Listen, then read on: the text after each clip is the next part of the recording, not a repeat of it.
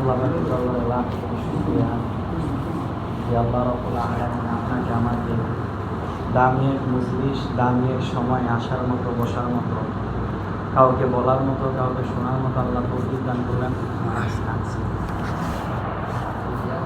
এই জন্য সকলের অন্তরস্থল থেকে শুকরিয়া আদায় করি, আলহামদুলিল্লাহ। পবিত্র কালামুল্লাহ শরীফের মধ্যে রব বলেন, ইয়া আইয়ুহাল্লাযীনা আমানু যকুরুল্লাহ, হে ঈমানদারেরা যকুরুল্লাহা যিকরান কাসীরা, তোমরা আমার জিকির বেশি বেশি পরিমাণে করো। নামাজের বেলায় হোক, রোজার বেলায় হোক, হজের বেলায় হোক, যাকাতের বেলায় হোক, কোনো বেলায় রব এটা বলেন নাই যে তোমরা আমার নামাজ বেশি বেশি পরিমাণে করো, তোমরা আমার রোজায় বেশি বেশি পরিমাণে রাখো, তোমরা আমার যাকাত বেশি বেশি পরিমাণে দাও। কিন্তু এক জায়গায় রব বলছেন, ইয়া আইয়ুহাল্লাযীনা আমানু যকুরুল্লাহ, হে আমার বান্দা বান্দি, ঈমানদার যারা, ঈমানদারদেরকে রব বলেন উযকুরুল্লাহা যিকরান কাসীরা, তোমরা আমার জিকির বেশি বেশি পরিমাণে করো। আর জিকির করা এটা মুমিনের খাসলত, মুমিনের বৈশিষ্ট্য। কোনো মুমিন জিকির ছাড়া থাকতে পারে না, কোনো মুমিন জিকির ছাড়া থাকতে পারে না। আল্লাহ রাব্বুল আলামিন পবিত্র কালামুল্লাহ শরীফের মধ্যে অনেকগুলো আদেশ দিয়েছেন, এর মধ্যে অন্যতম আদেশ এইটা। শুধু তাই নয়, রব একটু পরে বলেন ওয়াসাব্বিহুহু বুকরাতাও ওয়া আসীলা, এবং তোমরা আমার তাসবিহ এবং তাহলিল পাঠ করো বুকরাতাও ওয়া আসীলা, ভোরে এবং বৈকালে। এই দুইটা সময়ে বেশি বেশি পরিমাণে রব জিকির করার জন্য বলছে। শুধু তাই নয়, হাদিসের মধ্যে জনাবে মুহাম্মদুর রাসূলুল্লাহ সাল্লাল্লাহু আলাইহি ওয়াসাল্লাম বলছেন, মাতালুল্লাযী ইয়াযকুরু রাব্বা ওয়াল্লাযী লা ইয়াযকুরু রাব্বা মাতালুল হাইয়্যি ওয়াল মাইয়্যিত, যারা জিকির করে এবং জিকির করে না তাদের উদাহরণ কেমন?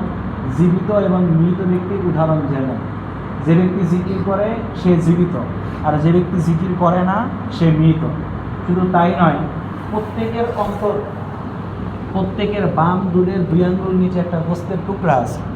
আলা ইন্না ফিল জাসাদি মুদগাহ, নিশ্চয়ই প্রত্যেকের বাম দুধের 2 আঙ্গুল নিচে একটা গোস্তের টুকরা আছে। ইদা সলহাত সলহাল জাসাদু কুল্লু, যখন এই গোস্তের টুকরাটা পরিষ্কার হয়ে যায় তখন পুরোটা বডি পরিষ্কার হয়ে যায়।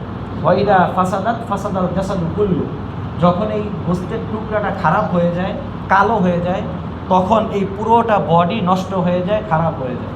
আলা ওয়াহিয়াল কলব, এই গোস্তের টুকরা কি? গোস্তের টুকরা হলো অন্তর।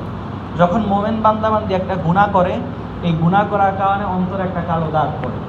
যখন মোমেন বান্দাবান্দি আরেকটা গুনাহ করে, তখন ওই একটা গুনার কারণে আরেকটা অন্তরে কালো দাগ পড়ে। এই কালো দাগগুলো মোছার অন্যতম হাতিয়ার হলো মাওলা পাকের জিকির। আলা লিকুল্লি শাইইন সিকালা, মনে রাখো প্রত্যেকটা জিনিস পরিষ্কার করার একটা যন্ত্র আছে। ঠিক অন্তরের যে কালো দাগ, এই কালো দাগ, এই গুনাহ পরিষ্কার করার যন্ত্র হইল জিকির, আল্লাহ পাক রব্বুল আলামিনের জিকির। মাওলানা আবরার সাহেব রহমাতুল্লাহি আলাইহি, আশরাফি থানভী রহমাতুল্লাহি আলাইহির সর্বকনিষ্ঠ খলিফা, তিনি একবার গাড়ি দিয়ে যাচ্ছিলেন। গাড়ি দিয়ে যাওয়ার সময় গাড়ির মধ্যে এসি ছাড়া ছিল। এসি হঠাৎ করে দেখে যে কোথা থেকে গরম বাতাস আসতেছে।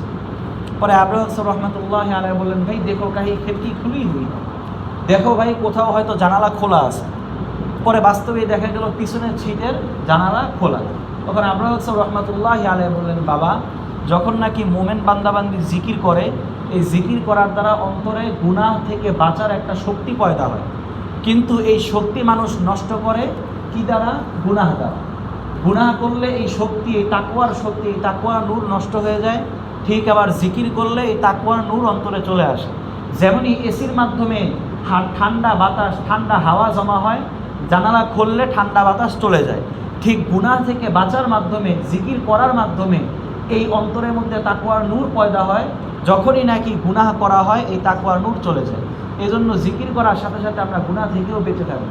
আজকে হয়তো রমজানের আগে সর্বশেষ জিকিরের মজলিস, এই রমজানের আগের জিকিরের মজলিস। রমজানের মধ্যে আমাদের কাজ কি হবে? রমজানের মধ্যে তাকওয়া হাসিল করা। এই তাকওয়া কি অর্থ ভাই? তাকওয়ার অর্থই হলো গুনাহ থেকে বাঁচা। আর এই গুনাহ থেকে বাঁচার জন্য অন্যতম শক্তি লাগবে এই জিকির।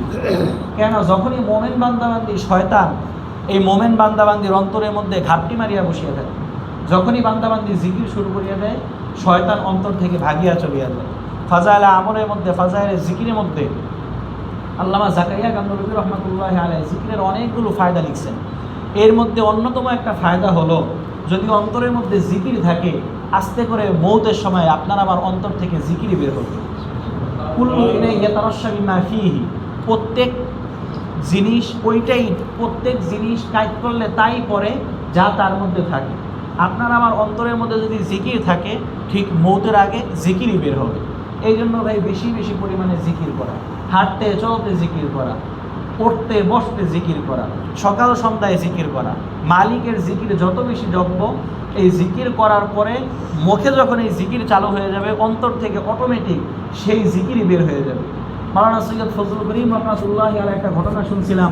তিনি যখন বেহুশ হয়ে গেছেন, ওই আপনার ডায়াবেটিসের পরে মৃত্যুর আগ দিয়ে যখন বেহুশ হয়ে গেছেন, তখন তো আর কথা বলতে পারেন না। এই সবকের অন্যতম নিয়ম হলো যে আপনার 23 সবক আদায় করার পরে সর্বশেষ যার যেই সবক আদায় করতে মন চায় সেটা করা। তিনি যখন বেহুশ হয়েছেন, তখন তিনি এই সবকটা বেশি আদায় করতেন, আল্লাহ আল্লাহ আল্লাহ আল্লাহ আল্লাহ। এই আল্লাহ আল্লাহ শব্দ জিকিরটা বেশি বেশি পরিমাণে করতেন। ঠিক মৌতের সময় বেহুশ যখন মৌতের আগ দিয়ে হয়েছে, তখনও মুখ দিয়ে আল্লাহ আল্লাহ বের হইতেছে। ঘুমায় থাকে, মুখ দিয়ে কেমন যেন আল্লাহ আল্লাহ চলতে থাকে। যখন নাকি বান্দাবান্দি ঘুমায় থাকবে, যদি অন্তরের মধ্যে জিকির থাকে, আল্লাহ আল্লাহ বের হবে। আবার যখন নাকি মৌত হয়েছে, তো মৌতের সময় আল্লাহ আল্লাহ বের হইতেছে। এই জন্য আপনার আমার উচিত বেশি বেশি পরিমাণে জিকির করা। জিকির করার পাশাপাশি ভাই গুনাহ থেকে পরিপূর্ণরূপে বাঁচা, নামাজগুলো ঠিক মতো আদায় করা, পর্দার এতেমাম করা। নতুবা এই জিকির আপনা আমাকে কোনো বাঁচাতে পারবে না। জিকির করার পাশাপাশি 5 ওয়াক্ত নামাজ পড়া। জিকির করব তো 5 ওয়াক্ত নামাজওয়ালা জিকির, জিকির করব তো হালাল গাজার জিকির, জিকির করব তো পর্দাওয়ালা জিকির, জিকির করব তো গুনাহ থেকে বাঁচনেওয়ালার জিকির। এই জিকির যদি আপনা আমাকে গুনাহ থেকে বাঁচাইতে না পারে, এই জিকির দ্বারা কোনো উপায় হবে না, কোনো লাভ হবে না। এই জিকির দ্বারা নিজের ভিতরে এমন একটা শক্তি তৈরি করব, যেন এই জিকির আপনা আমাকে গুনাহ থেকে বাঁচাতে পারে। এই জিকিরের দ্বারা কি ফায়দা ভাই? সুবহানাল্লাহ আলহামদুলিল্লাহ তামলাআনে মা বাইনাস সামাওয়াতি ওয়াল আরদ। এই সুবহানাল্লাহ আলহামদুলিল্লাহর এত নেকি, আসমান এবং জমিনের মধ্যবর্তী জায়গা এই সুবহানাল্লাহ আলহামদুলিল্লাহ ভরিয়া যায়। শুধু তাই নয়, যখন নাকি বান্দাবান্দি বলে সুবহানাল্লাহ আলহামদুলিল্লাহ আল্লাহু আকবার, আল্লাহও সাড়া দেয়। বান্দাবান্দি যখন নাকি দুনিয়াতে একবার বসে, একবার শুধুমাত্র রবকে ডাকে, আমার রবও আপনার আমার ডাকে সাড়া দেয়। ফাযকুরুনি আযকুরকুম, যখন বান্দাবান্দি আমাকে ডাকে, আল্লাহ রাব্বুল আলামিন বলেন ফাযকুরুনি, তোমরা আমাকে ডাকতে থাকো, আযকুরকুম, আমিও তোমাদের ডাকে সাড়া দেব। বান্দাবান্দি তো ডাকে সাধারণ একটা মজলিস, এখানে আমরা সকলেই কোনো না কোনো গুনাহের অপরাধী, আমিও গুনাহগার, আমরা সকলেই গুনাহগার। এই গুনাহগারদেরকে নিয়ে আমরা যখন বান্দাবান্দিরা ডাকি মসজিদের মধ্যে, আল্লাহ রাব্বুল আলামিন ফেরেশতাদেরকে নিয়ে আপনার আমার আলোচনা করতে থাকে। বরং তাই নয়, যখন নাকি বান্দাবান্দি জিকিরের মজলিসের মধ্যে বসে, জিকিরের মধ্যে যখন বসে, তখন আল্লাহ রাব্বুল আলামিন মজলিসের 4-5টা ঘিরিয়ে আনে। কেমন করে ঘিরিয়ে আনে? যে হাফাতহুমুল মালাইকা, মজলিসের 4-5টা ফেরেশতাদের দ্বারা ঢাকা। ওয়া নাযালাত আলাইহিমুস সাকিনা, এই মজলিসের মধ্যে আল্লাহ রাব্বুল আলামিন প্রশান্তি নাযিল করতে থাকে। এই মজলিসের মধ্যে রব আপনার আমার উপরে সাকিনা বর্ষণ করতে থাকে। শুধু তাই নয়, ওয়া নাযালাত আলাইহিমুস সাকিনা ওয়া গাশিয়াতুহুমুর রাহমা, রহমত দ্বারা রব আপনার আমাকে ডেকে নেয়। এই জন্য যতক্ষণ জিকির করব, নিজের জীবনের সর্বশেষ জিকির মনে করে এমনভাবে মালিককে আজকে ডাকার মতো ডাকবো, আল্লাহ রমজান আমরা কাটাবো সম্পূর্ণ গুনাহমুক্ত অবস্থায়। ইনশাআল্লাহ আজকে জিকির করব এই জায়গা থেকে, সম্পূর্ণ গুনাহগুলোকে এই মসজিদের মধ্যেই আল্লাহর কাছে মাফ চাইয়া, গুনাহগুলোকে নিজের ধুইয়া পুছিয়া পরিষ্কার করিয়া তারপর মসজিদ থেকে বের হবো ইনশাআল্লাহ। পারবো না ইনশাআল্লাহ? এই জন্য ভাই মনকে খুব তৈয়ার করা। জিকির করার মধ্যে যখন নাকি বান্দাবান্দি 1-2 ফোঁটা চোখের পানি ছাড়িয়া দেয়, ওই জিকির আল্লাহ রাব্বুল আলামিনের কাছে বেশি মকবুল হয়ে যায়। যখন নাকি বান্দাবান্দি বলে সুবহানাল্লাহ আলহামদুলিল্লাহ আল্লাহু আকবার, বান্দাবান্দি একবার বলে সুবহানাল্লাহ আলহামদুলিল্লাহ আল্লাহু আকবার, আমার মাওলা আপনার আমার ডাকে সাড়া দেয়। যখন আমরা জিকির করব সুবহানাল্লাহ আলহামদুলিল্লাহ আল্লাহু আকবার, খেয়াল করব আপনার আমার নাক এবং এই নাক এবং কপালের মধ্যবর্তী খালাই জায়গা, আপনি আমি মাওলাকে ডাকি সুবহানাল্লাহ আলহামদুলিল্লাহ আল্লাহু আকবার। সুবহানাল্লাহ বলার সময় খেয়াল করব আল্লাহ আমরা আপনার পবিত্রতা ঘোষণা করতেছি।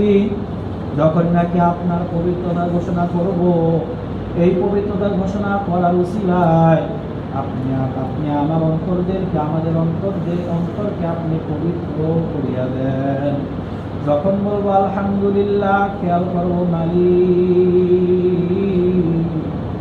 দুনিয়ার মধ্যে কত নিয়ামতের উপর ঢোকা আল্লাহ, এই নিয়ামতের শুকরিয়া আদায় করতেছি। যখন বলবো আল্লাহু আকবার আল্লাহু আকবার, খেয়াল করব কপাল এবং নাকের এই চ্যাপ্টা জায়গায় ঠালা জায়গার উপর তাকাইয়া আল্লাহ রাব্বুল আলামিন ডাকে সাড়া দেয়, লাব্বাইকা ইয়া আবদি, বান্দা তুমি আমাকে বোলাও না। যখন বলবো লা ইলাহা ইল্লাল্লাহ, লা বলার সময় মাথা থাকবে ডান দিকে, ইলাহা বলার সময় মাথা থাকবে মাঝখানে, ইল্লাল্লাহ বলিয়া মাথা বাম দিকে নিব, কলব মাওলার নূর থাকবার জায়গা। লা বলার সময় খেয়াল করব নাই নাই নাই, আমার আজকে পীরগিরি নেই, আমার আজকে মুফতিগিরি নেই, আমার আজকে মাওলানাগিরি নেই, আমার আজকে সরকারি নেই, মেম্বরি নেই, চেয়ারম্যানই নাই, আমার ভিতরে কোনো অহংকার গিরি নেই, আমি একেবারে শেষ। লা মা'বুদা ইল্লাল্লাহ, লা মা'শুকা ইল্লাল্লাহ, লা মাওজুদা ইল্লাল্লাহ, লা ইলাহা ইল্লাল্লাহ। যখন বলবো ইল্লাল্লাহ ইল্লাল্লাহ, একটু বাম দিকে ধাক্কা দিয়া অন্তরে এমন ভাবে খেয়াল করবো মাওলা আমার কলবে একমাত্র আপনি আছেন। যখন বলবো আল্লাহ আল্লাহ আল্লাহ, খেয়াল করবো দুনিয়াকে যাকে ডাকি সেই সাড়া দেয়, মাকে ডাকলে মা সাড়া দেয়, বাপকে ডাকলে বাপ সাড়া দেয়। আর যেই জিহ্বা যদি আজকে মাকে ডাকলাম মা খুশি হইয়া গেল, বাপকে ডাকলাম বাবা খুশি হইয়া গেল, ওই জিহ্বাটা দিছিলাম আমার মাওলা চায়া চায়া বলে বান্দা, ওই জিহ্বাটা দিছিলাম আমি মাওলা, ওই জিহ্বা দিয়া কয়বার আমার মাওলাকে ডাকলি। এই জন্য মন ভরিয়া মাওলাকে ডাকবো আল্লাহ,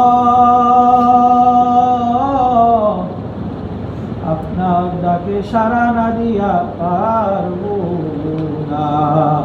আল্লাহ আপনি আমার ডাকে সাড়া দেন, বান্দা তুমি কি চাও? মনে মনে বলবো আল্লাহ গুনাহ থেকে মাফ চাই। এই জন্য বাবা যখন নাকি জিকির করবো পুরোপুরি নিজেকে বিশ্বাস করিয়া দিয়া দুই ফোঁটা চোখের পানি ফেলাইয়া মাওলাকে ডাক দিয়া বলবো মালিক ও মালিক, হয়তো হইতে পারে আজকে আপনার আমার জিকিরের শেষ, আপনার আমার জীবনের শেষ জিকির বাবা। এই জন্য মনকে এমন ভাবে তৈরি করো রে বাজার, একদিন মসজিদে ঘোষণা হয়ে যাবে আব্দুল মুত্তালিব আব্দুল করিম রহিমা খাতুন আর নাই নাই নাই।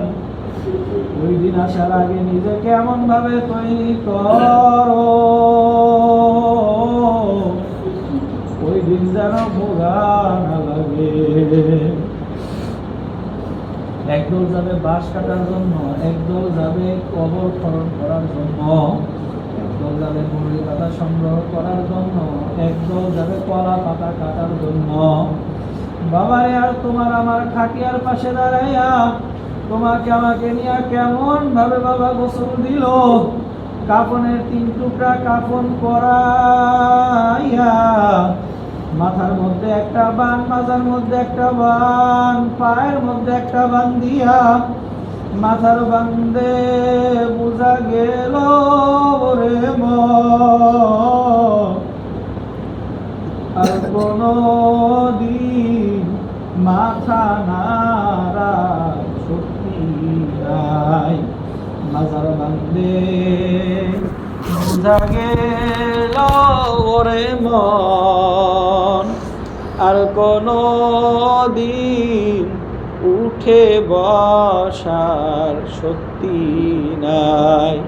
পায়ের বান্দে বুঝা গেল রে মন, আর কোনো দিন হেঁটে চলার শক্তি মুক্তি নাই। বাজার, জীবনের শেষ স্তরে পরিবারকে একবার দেখাইয়া, জীবনের শেষ স্তরে বাচ্চা কাচ্চার সামনে একবার রাখিয়া, ছেলে কাঁদবে বাবা বাবা বলে, মেয়ে কাঁদবে বাবা বাবা বলে, আর কোনো দিন ডাকের জবাব দিবা না। এরপরে চারজনে কান্দে করিয়া কিভাবে তোমাকে আমাকে নিয়ে যায় রে বাবা, একটু খেয়াল করো, মনটাকে একটু ওদিকে ঘুরাও, কেমন দেখা যায় সাদা কাপড়ে তোমাকে আমাকে কেমন দেখা যায়। যখন নাকি ইমাম সাহেবের সামনে নিয়া ইমাম সাহেব 4 তাকবীরের শাহীদ জানাজা দিল, সারা জীবন নামাজ পড়লাম, ইমাম সাহেব থাকলো সামনে, আজকে কি নামাজ পড়াইল তোমাকে আমাকে সামনে রাখিয়া। বাবা এরপরে দুইজনে মিলিয়া লাভ দিয়া তোমাকে আমাকে কবরের মধ্যে শোয়াইল।